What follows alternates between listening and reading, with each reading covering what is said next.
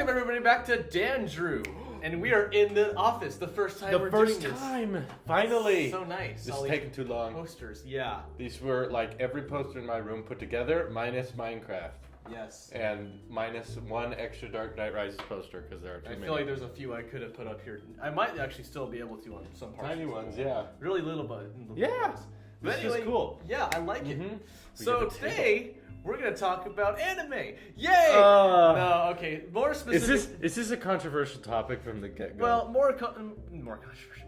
More specifically, we're gonna be talking about different cultures, TV, and movies, essentially. Yes. Because I think it's safe to say, once you get past the language barrier, you translate stuff. There's still a lot of things that don't quite cross very well. No, it's not just words. No, it's definitely more than that. Yeah, like yes. I think one thing that we in the States can kind of definitely say for the majority is that the States, but he means the United States of America. Of America. Freedom. Yeah. I won't let we you made go. all these. Yeah, exactly. But don't blame us for that. Don't blame us for this. Good, I can't see it. That's fine, right there. Exactly, that is perfect. But stuff like, I would say anime is the most well-known thing that's like, yeah, what are we even doing here? Is this what you do with your free time? That kind of thing. Well, because there's like American-made anime now. Yeah. But it didn't originate here, so Yeah. it's kind of like, and it's kind of the butt joke of a lot of memes. Yeah. Already, but clearly it's something a lot of people care about and a lot of people watch. It's not a bad medium in and of itself. I don't think no, you can't. It just lends itself to really weird stuff mostly, and I'm not sure if that's just a cultural thing. Like maybe Japan has just different ideas of how to tell a story than we do, which is probably the case. Yeah, every country, like, in a different way. But like, yeah, you're right. I'll just come out and say it. I cannot really get into anime. And I have, I've gotten that reaction many times from many different people. And I'm not talking about the internet. I'm just talking in real life. Trying to. You said this to the people at Butte, didn't you? This person did good at Butte, yeah. But it's like, it's not necessarily something that's wrong with the story, because I'm sure that there are good stories in there that are interesting. And just like there's good stories in any medium. Yeah, I think it's way too broad a medium to just say bad. Yeah. I don't want to say that I can't get into anime because it's all bad. It is just the format that I can't get into. I'm actually you're a bit more versed in it. Just slightly. Okay. And it's really weird because the most out there one I've watched so far is, I'm actually gonna do a review on it. Just sneak peek for you guys. Whoa! I just finished like maybe an hour or so prior to this. I actually just finished the anime Death Note. Everyone's talking about Everyone's talked about that. Yes. And especially with the fact that there's the movie that just came out from Netflix. I thought, hey, maybe I'll check it out and see what it's all about. And there's mixed opinions on it. It's certainly interesting. Just because there's one point. Can I just say that the premise sounds like an anime?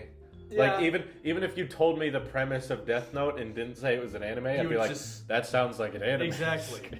And I think I can count on my hand all the anime I've seen, because it goes, and I'm not talking like Pokemon or Yu-Gi-Oh. I'm talking like these were probably just serialized in Japan. They only had like a handful of episodes.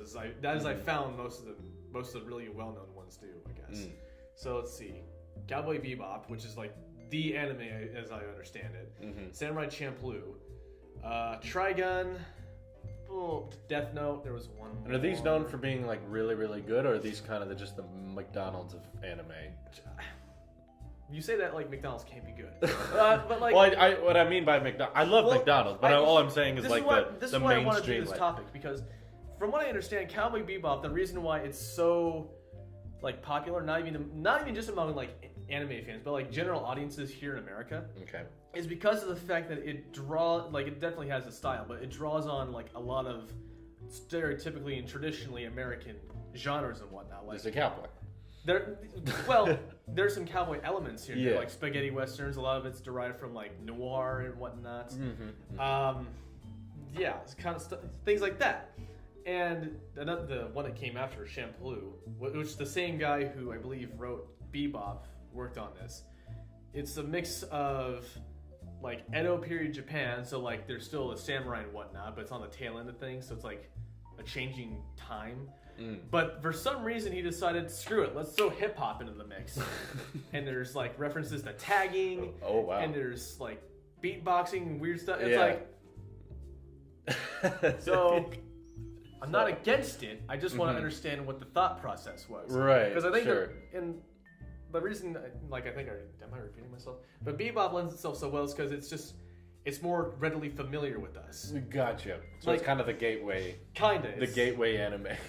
It's like, it's just your first step into a bigger world. Yeah, exactly. But is there like a particular trend? Because personally what keeps me away from it is, you know, it's not that original of a video anymore, but how many like all animes do this YouTube videos have you seen? Where they do the parody, like every anime ever. Top 10 anime blank. Yeah. Like, it's become, they all, I get that they're diverse, and I'm sure there's bad and good ones, but exactly. The things that they all do share are my problems with it, which is why I don't feel I don't feel like I'm missing something. I don't feel like I want to be interested in it, and I think it's interesting because I don't really have this towards any other genre. It's just the animation style and the voice acting, which leads me to wonder if it's some kind of like cultural divide. It has to be, but I mean, it's like I've heard okay dubs, and whatnot.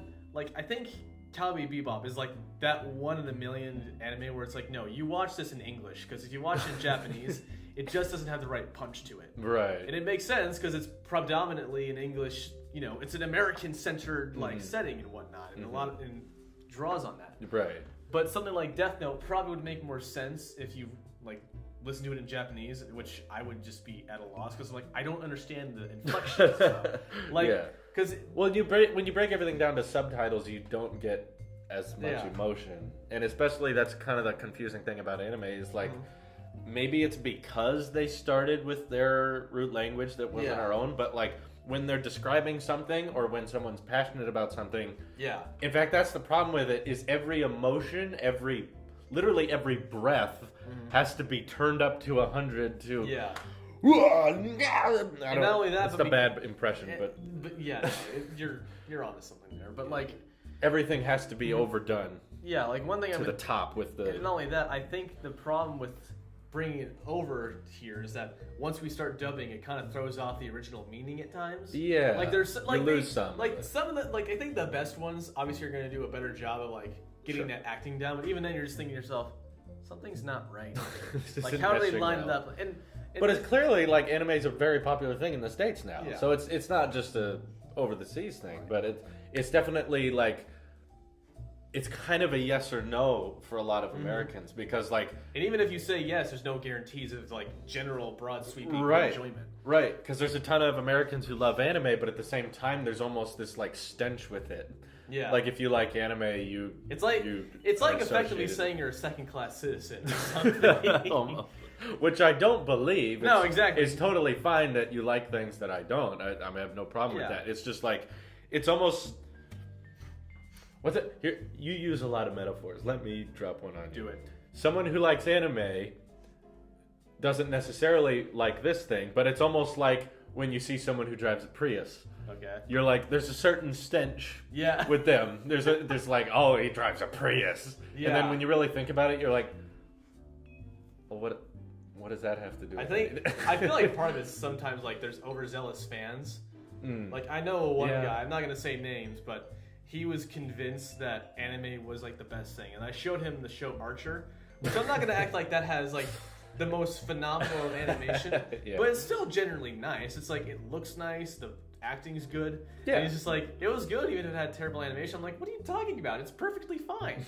It's just a different style. It's totally personal preference, but there's something just about it's the low frame rate, or maybe the large eyes, or the.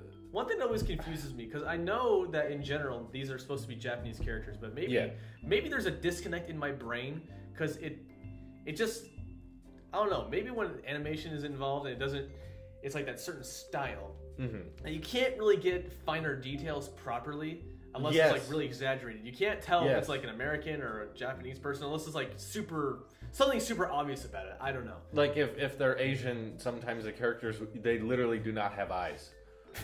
They literally just nothing. And that's the style. Yeah. And you're just like, okay.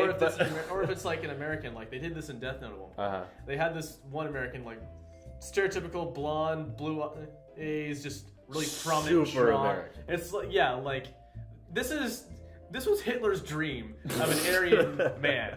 I was like, okay, easy there, former Axis power. Yeah, we're a boiling pot. Everyone from the world comes here. Yeah. It was funny.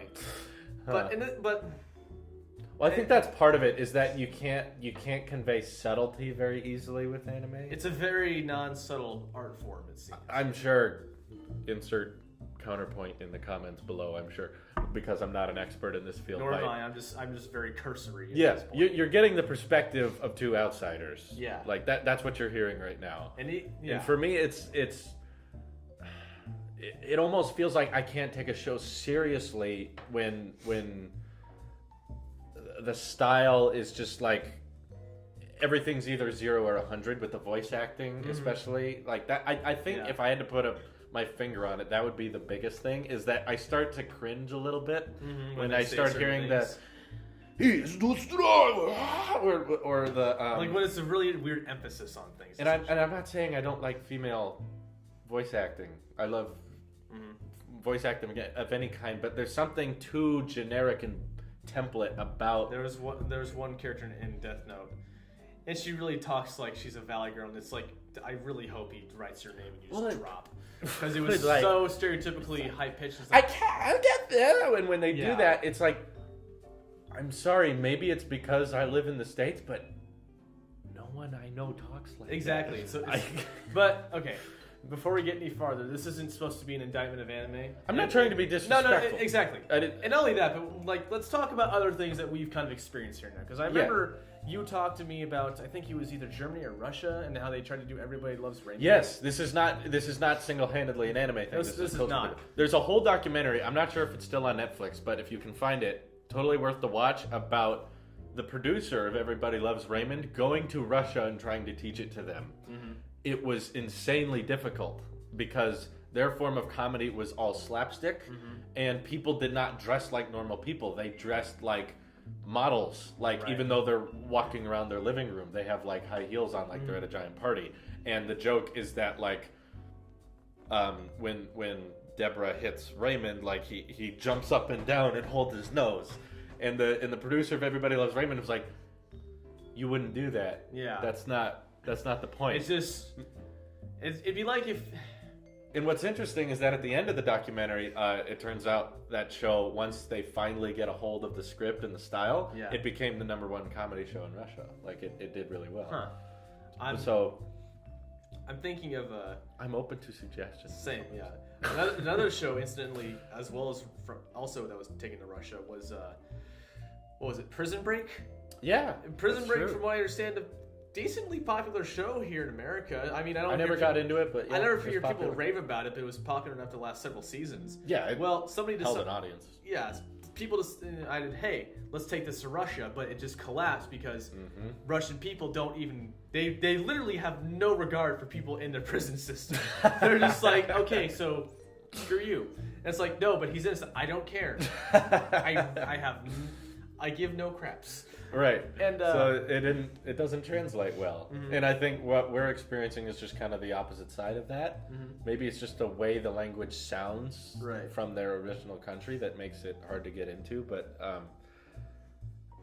and yeah, it's not that like the quality of a show is entirely based on its animation, because if you look at a movie like Toy Story now, no, not as good, not good. Like still a good movie, but great film, not as good animation. But like.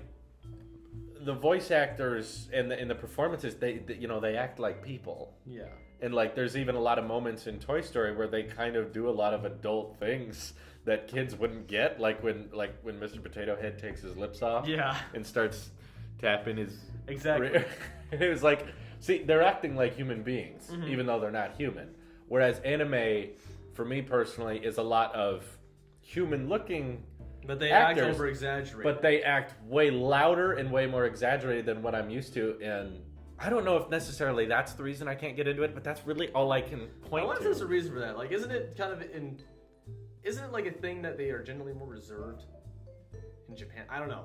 Well, I thought it was something about the language and how it's spoken. Probably is that like in a lot of, I know in the Hmong language, the pitch and like emphasis you put on each syllable can make a difference. Like, just because I had a lot of Hmong friends back in high school, the difference between are different. Yeah. So like when you have a language that relies a lot on that, whereas us there's 80 different ways to say the exact same word. Yeah. When it translates over to America, either the subtitles or the dub overs they don't quite get that. Yeah, it's just because it's more than just like you can't learn Japanese just by having a word key. Mm-hmm. It's like, how do you say the? Yeah, this way. It's not that simple. Stone ain't gonna help you, basically. No, yeah, it's a lot more on the emphasis, and I think that might be why. And if you can get into it, and that doesn't bother you, like, all the better to you. Yeah, obviously, like you now have a wider selection of content that could or could not be good, but right. And so I'm trying to think of other instances of just different things. Like one thing I learned that actually I retained from one of my classes in college. Whoa! I know, right? Was they were talking about like MASH, just for a brief moment, and I think it was Hugh Laurie was talking about how in the UK because MASH is just as popular over there as it was here, but the key difference is that while we have it with the laugh tracks, the British don't. So it's like a weird. Oh, that's right. It kind of changes how you view it. It's the whole tone. Yeah, exactly. Oh, that show is completely different without the laugh track. Yeah, you're right. It goes from comedic to very much, whoa, all right, this is heavy. Right. Well, and that's so interesting too because it's the same language. It's not a language barrier, but it's a tone difference. Yeah. Which is I could say that's probably similar, but I guess that's what's so difficult about the anime topic for me is that I can't literally point to one thing and say that's why I hate it. Yeah. Like, and it hate's a strong word. I don't hate it. It's just you can't get into it. I can't get into it, and it's something about like the thing you're looking at when you're enjoying a story. It's kind of important. Yeah. Like it's not everything. I'm not trying to say that the animation, but it helps a lot. But yeah, if you can't get behind it, for instance, my film Hide and Seek, my feature film that I made my freshman year of high school. Available on Illicit Production, but don't watch it. Don't watch it. Like it's so bad. It's very bad. There's no denying that. I'm very proud of the story, but similar to anime, the performances are not good.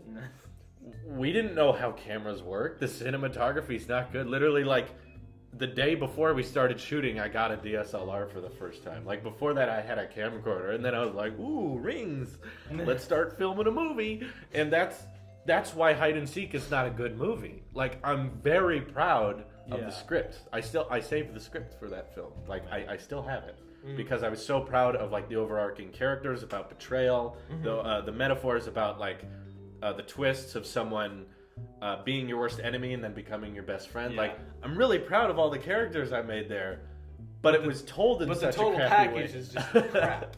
Sometimes you reach a point and you're like, I can't see a good movie in there. Yeah. Like, similar to lots of our complaints about the more recent DC films. Like, I'm sure there were good movies in there somewhere. Yeah. There was dozens of good movies in Batman vs Superman. Oh, there was at least 12 different great ideas in Dawn of Justice. But ultimately, they all sucked! We got about 5% of each of them. Exactly. Which left us with 60% of movie. So that's... And I think this is something that even transcends like friggin' just not even just movies and film in general or film and movies because those are two different things. But you know what I mean. Like there needs to be a human element. I feel, and that's something I lack. Like, and to tell people it's not just anime. Like I can't get into. One thing I really tried to get into was the Clone Wars. I love Star Wars to death over there. I don't know if they can barely see it. There's Star Wars posters. Like, I'm a diehard Star Wars fan. I know it has problems. I know they're not perfect films, but I love them. Movies. I try to watch the Clone Wars, and it's like I'm watching an alien talk to a slug, and the animation's definitely not what I'm there for, because this is like the Happy Meal of animation. Yeah. It's just like, keep going, keep going. I don't hate McDonald's, by the way. I love McDonald's. It's an easy metaphor. Yeah. And I just couldn't get into it because there's not like I feel like I'm watching the Muppets. There's not a human there to relate to or to interact with to see like how they bounce off to. And while anime is mostly human beings, they look so different. It's very hard. And they act so different. There's a very hard disconnect from it. Right. To the point where like I'm trying. Like I think one of the reasons why Cowboy Bebop is so distinct is because they don't use that same kind of style for that basic template. Like they tried to do it like another anime where they actually gave him more human proportions and features and whatnot, and it's like, okay, no, this actually works. Like they actually kind of emote better. Good. And it works really nicely. Like I can tell, hey, this is in fact supposed to be a man and not just like a very androgynous looking boy. Yeah, honestly, sometimes you can't tell. I've seen some, and I'm like, well, wait for them to speak, and then I'll know. Then they speak. Nope, like, still don't know. Yeah, like there was one character towards the end of Death, and I was like, so are you a dude or are you a chick? You cannot tell. Yeah, I was thinking of Dave Danger, who used to be, speaking of hide and seek, he got really into a lot of animes, but and he would point out like gorgeous things about them. That because we did just do a big episode on 2D animation, which we still love, but we didn't mean this because there's gorgeous anime out there, but it's it gets lost somehow. Something's a little bit lost there. Like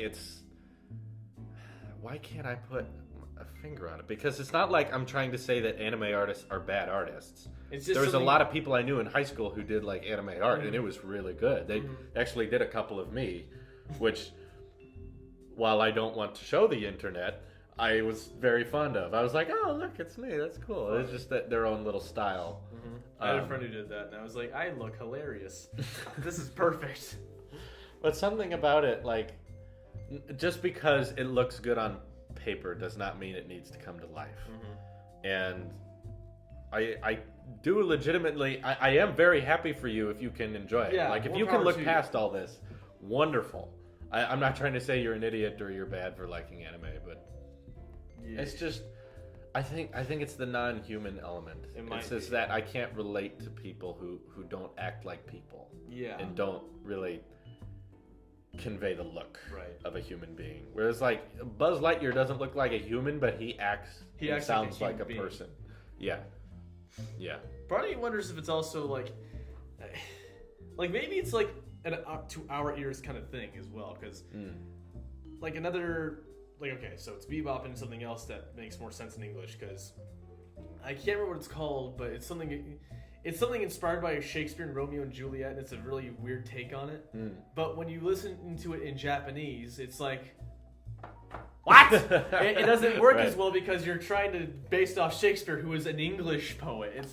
So once you snap it back to the original language, it's like, okay, no, now we're okay. No, it's still weird, but at least I understand it better. And I think that one of the main problems is that a lot of dubs. I don't know for sure. This is my own speculation. But a lot of dubs that kind of have to wing it for the most part, because it's like, okay, so let's just go for as direct and easy translation to English as we can. But something's still lost there because you lose. Because I think there's still words that we don't even have like accurate description. Not easy ones. They're kind of out there. And I have tried to watch like American animes so that they're not directly from a foreign country, and even that. It's something about the... Did you watch Ruby? Yeah, I tried to watch it. But some people don't consider that anime. It is, I think. Shut up. It looks like it. They win anime awards and stuff. It's fine. I don't know, like, when you start getting into the that's not anime, I don't know where to stop you. It's like, okay, well... I still don't like it, so... so it falls into that same topic of animation should not be distracting. That's true. And that could go either way. And for me, when I see an animation like Ruby's not particularly detailed, or it's not. It's got that very low detail, low budget, and it's not necessarily not low budget because Rooster Teeth. I watched their stuff. They make it looks like anime, but like with slightly more dimension. Very basic. Totally different genre than Pixar. Like it's a completely different ballpark. Sharp divide. It's distracting because all I'm thinking about when I'm watching this is how the animator did it, or how he designed that. I always liked how in Ruby they only ever had the characters that mattered and each other. Everybody else was just a silhouette. I was like, yeah, that's a good idea. Well, and even in that, there's problems like with regular anime. I have the problem with the stereotypical voice because not necessarily it's a bad voice, but I kind of have to say it's a little cringy just because people don't speak like that. And if someone I knew did speak like that, I would not want to be around them very much. Yeah, exactly. But with Ruby, at least, it was like I know all of the voice actors. Right. So when they're performing, all I think about is what they look like saying these words. Right. And the same thing goes for not foreign anime, but like, true anime from other countries. All I'm thinking about is the voice actor of their character. I'm not seeing a flush blend between animator and voice. Whereas when I was growing up, and maybe that's it. Maybe it's just because I didn't grow up with that style. Maybe so. But when I was growing up, Tom Hanks was Woody. Yeah. Tom Hanks' face wasn't even a thought to me. It was just Woody. When I heard Tom Hanks' voice, I was like, hey, that's Woody. Yeah. Woody is... Same thing when you hear Tim Allen. You're just exactly. Like, that's Buzz Lightyear. That is Buzz. Later on, I found out that Buzz Lightyear was a real human being. It's like, but what?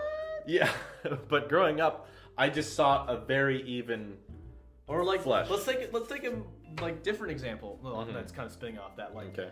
I kind of ruined Rick and Morty for you in this regard. You almost that didn't single-handedly ruin Rick and Morty, but it took me out of it very quickly. Because if people don't know this for some reason, the creator, like one of the creators, Justin Roiland, actually voices both Rick and Morty, and he voices a lot of other people too. And it's like, once he did both, I could not ignore that. Yeah. After that happened, I was like, yeah. Yeah. Like, all I could think about was that guy doing this voice and also doing this voice, and I was like, I wouldn't have known that if you didn't say it. I know, and I should have let you find that out on your own. Yeah, really. But still, that's not the only reason. It doesn't hurt my experience. Or Tom Kenny, the man is freaking prolific at this point. And like whenever I hear him as SpongeBob, I just think that's SpongeBob. Or I hear him do a random character in Rick and Morty because he's in there a lot. I'm just like, okay, so that's that character. Right. Good for him. Yes. Yeah, I agree with you. I know what you're saying. It's very... It's weird. It's like, what? Yeah, it's really just comes down to, like everything, a personal preference. But at the same time, it sucks because I know there are good stories in there. Mm-hmm. It's very hard to focus. That's what it boils down to me. I can't focus on what's going on. I'm too distracted by the production and the voice acting. But it's definitely more. There's something about this just you can't shake off. I don't know why. I wish all the best of luck to you. Mm-hmm. If you can figure it out, if you can look past that, you can get enriched in these characters' lives, then great. It's wonderful. It's kind of funny seeing the things that are influenced by anime. Yeah, they do have an influence. They do. They really do. Like right. The biggest one I can think of is The Matrix. That's right. Yeah. I forgot about that. There's an example where that actually might go, like... Matrix I can totally follow. Oh, yeah. The first one. But that goes without saying. I feel like I could follow the second and third ones pretty easy, honestly. I'm like, it's not that difficult, guys! Well, I know what's going on. It's just very dumb. But the Wachowskis were heavily influenced by the anime. I know one of the bigger ones that influenced them was Serial Experiments Language. That was the fifth one I couldn't remember. That was weird. Yeah, that was so weird. The plot, though, like because people acted like people, it's a tad more like people. They at least looked like people. They looked like human beings. They looked like Keanu Reeves. They were humanoid actors. They were humanoid. It's like, okay, they did not act like human beings. But it was a relatable story, and it's actually not that original. It's a kind of a long. Oh yeah, it is. It's extremely not original. But it was told in a. Plato was talking about this basic concept. Yes, believe it or not. If you think originality's dead, it's been dead for 2,000 years. It really has. There's not that much originality in the world. I mean, Shakespeare even said there's like 7 basic plots. Right, and he invented 2,000 words. So there's only so much you could... And Shakespeare didn't have any good ideas. We may disagree on that, but I didn't enjoy it. He had good ideas, but he had also bad ones, I assume. Like any writer would. Yeah, like any writer. I've never... similar to anime. Yeah. Never read a Shakespeare play I enjoyed. I'm always like, that wasn't clever. You just wrote a sad story. I want to know Pixar did that in the opening of I want to know what happened in 15th century England that everybody decided to talk like Shakespearean ways. I don't think they did. I really hope they didn't, because that sounds ungodly confusing. Well, I think like they compared it to handwritten letters, and it's not very similar. But there's lots of evidence to show that Shakespeare never existed at all. Very possible. So I like that theory because it makes my hatred of English class a bit more justified. But it's like, okay, I'm trying to think of something that would be. He may be like, let's just go Romeo and Juliet in like its original written form. You can't comprehend it. You literally need like annotations on the side. And from what I understand, and like they print the books that way. Yeah, and from the 1995 movie that Baz Luhrmann did, where they literally just kept it like Gangland, L.A., but they kept the original dialogue and without changing it. I'm like, okay, that's hard for me to get into. This doesn't work because people don't act like that. Exactly, it's like Which again was probably the same reason I couldn't get into Shakespeare growing up. I was like, no, if I met a girl, I wouldn't kill myself after 3 days if I didn't get to be with her. That's not how people act. No. And if you do act that way, you have a problem. Like that's not okay. Don't get help. Go get help. Get help. Stop it. So at the end of Romeo and Juliet, I'm not thinking, wow, this is really sad. I'm just thinking, dang, that's stupid. They're just it's like finding out that like two teenagers got really drunk and high and then drove off a cliff. You're like, yeah. That's really stupid. I want to know what Japanese people think of our movies and TV shows, honestly. Well, we are the film capital of the world. We are. Our biggest export is culture. Yeah, like North Korea watches James Bond movies. Yeah. So, yes, North Korea. I'm right. Do you think they're not smuggling in freaking They smuggle them in. Yes, they do that. So it's like everyone else I feel like kind of watches a lot of the Hollywood centered, but there's not really there's obviously other films. Well, what's weird to think about is how much everything influences each other. Like, okay, so what is like one of the quintessential westerns? Mm-hmm. Good, Bad, and the Ugly, The Dollar's Children, essentially. Sergio Leone. Mm-hmm. Well, okay, so we have an Italian man who decided, hey, I'm going to take this samurai film Yojimbo, which is a Japanese-born movie, and use it as like a template to make a fistful of dollars. Yeah. And there's so much that is influenced from this one movie alone, all the way down to like this whole timeline of westerns and spaghetti, all these spaghetti westerns and all this weird stuff. Right. It's like, wait, what? I just think like, wasn't Magnificent Seven based on? It was. I think it was based off of something.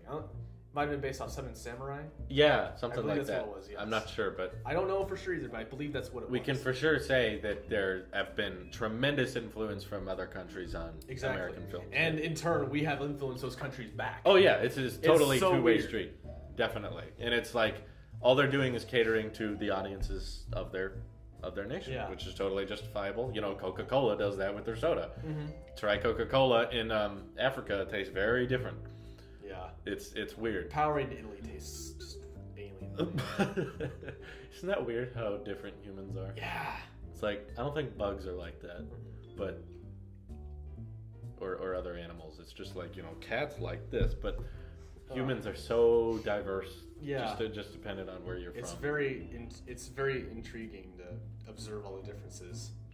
It's like, what do you think is the advantage? Well, I mean, I know what the advantages of, but how does someone get into an anime or into a show that's not really, they can't really relate to those characters? Because I have that problem, but obviously lots of people don't. PewDiePie doesn't. And I'm like, what are they able to look past? Is it just like they're able to embed themselves in a fantasy world? Maybe so.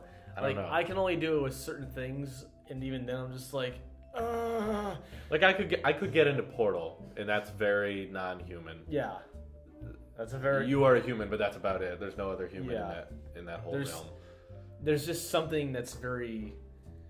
It escapes me, and I don't know, it bugs me that I can't quite pinpoint it because I'm just wanting to be like, let me shine a light on it. I don't know. Yeah, I wish when people say, why don't you like this anime, I could tell them, It might be like it's kind of hard. It's probably the same thing because like just a little backstory, like because Xander, he loves Halo. I like Halo too, yeah. but he's a very casual gamer, whereas I'm someone who likes to just immerse myself.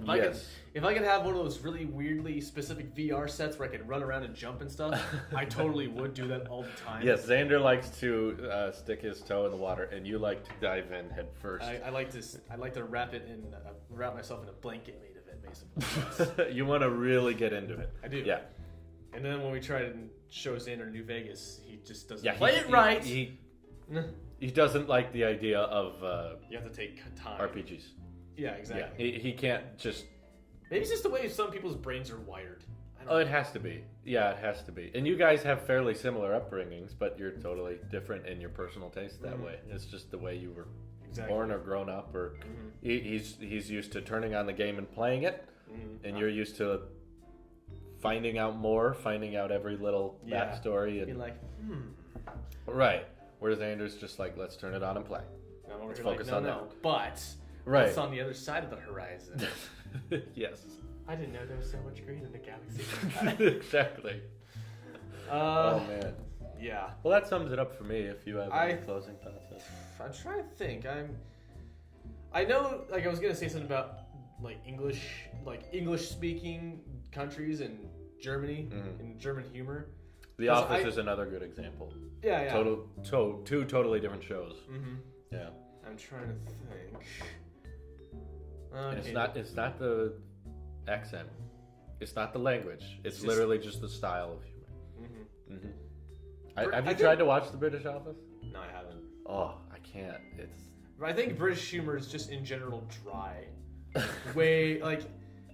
Yeah, I think they would admit to that. Like bone bleach or like freaking sun bleached bones in the middle of the Mojave Desert are dry. Because they have similarities separate from the plot. Like, obviously, the plot is different.